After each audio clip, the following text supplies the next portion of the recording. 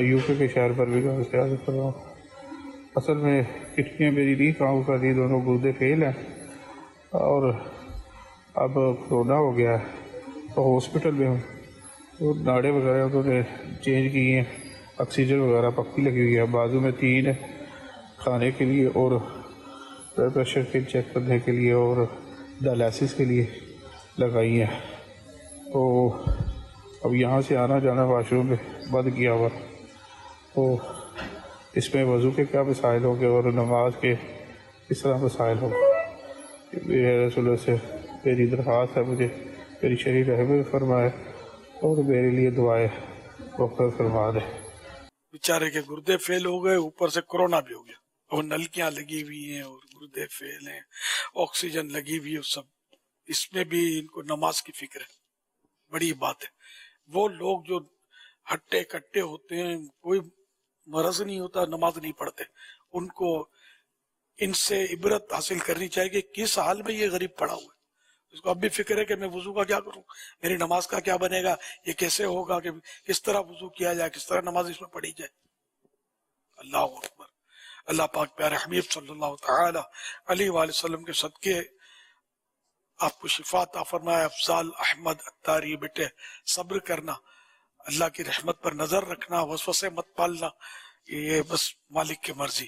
انشاءاللہ گناہ دھل جائیں گے، درجے بلند ہوں گے، اور انشاءاللہ جنت کی اعلیٰ نعمتوں کے آپ حقدار ہوں گے انشاءاللہ. بس ہمت رکھیے گا. اب اس میں بیٹے یہ ہے کہ اگر اٹھ کر وضو کرنا ممکن ہے، پراپر وضو تو وضو کرنے، خود نہیں اٹھ سکتے اور کوئی وضو کرا سکتا ہے، یا اگر نہیں اٹھنا چاہتے، نقاہت ہے، تب بھی کوئی اگر آپ کی مدد کرتا ہے، وضو ہو سکتا ہے پراپر، تو وضو کرنے. کیونکہ بستر پر آپریشن کی حالت میں نے بھی کسی دور میں سن 80 یا آپریشن ہوا تھا میرا، تو چند روز ہاسپٹل میں تھا، تو میں بھی بستر پہ وضو اس طرح بھائی مجھے کرواتے تھے. تو جب وضو کر سکتے ہیں تو وضو کرنا پڑے گا.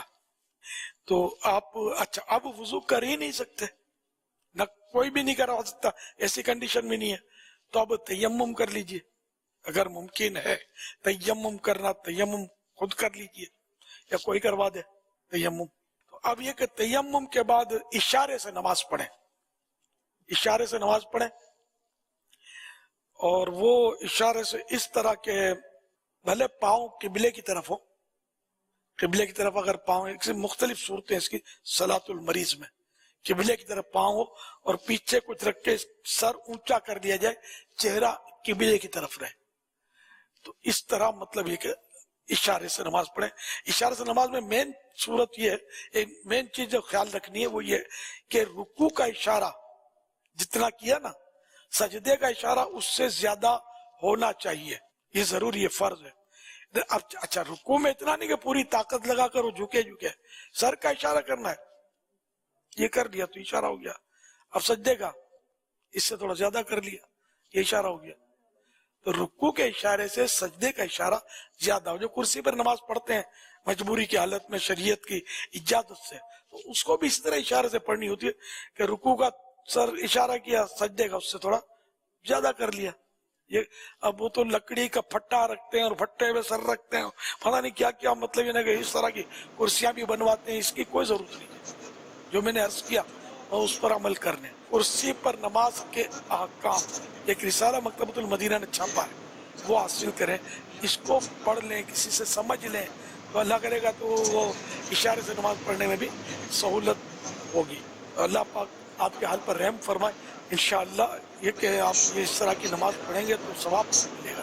اب رہی ہے کہ یہ سب بستر پر بیچاروں کا ہو رہا ہے، استنجا وغیرہ.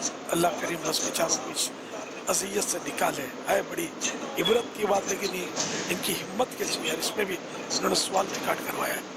بڑی بات ہے. دیگر کو نلکیاں لگی ہوئی ہیں اور یہ ماشاءاللہ ریکارڈ کیا ہے سوال. اور سبحان اللہ جذبہ ان کا نماز کا، اللہ ان کے صدقے مجھے نمازی بنا دے، پکا نمازی بنا دے.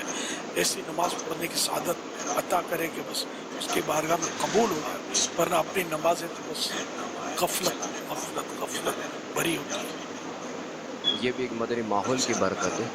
ہاں 48 داڑھی پوری ہے ماشاءاللہ. یہ دعوت اسلامی کے مدنی ماحول یہ قرینہ واضح ہے. الحمدللہ انشاءاللہ ٹھیک ہو جائیں گے انشاءاللہ. اللہ سب بہتر کر دے گا. خودے بھی بیچارے کے فیل یہ بھی چل پڑے تو اللہ کی رحمت سے کیا پڑی تھے. صلو علی الحبیب صلی اللہ تعالی علی محمد.